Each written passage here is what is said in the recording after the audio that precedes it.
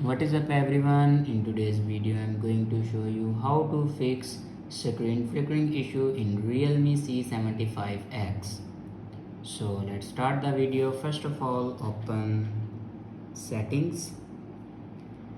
In settings, scroll down and click on display and brightness,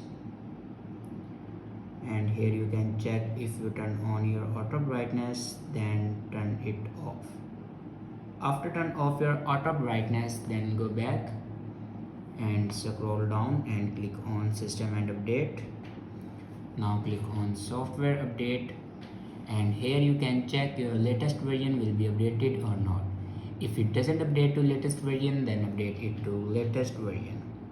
After update a latest version, then go back and click on backup and reset.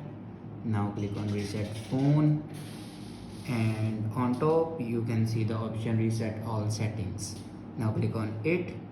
Now enter your password to reset all your settings. It will reset all your settings but never destroy and other data like photos, videos and other data. It will only reset your settings.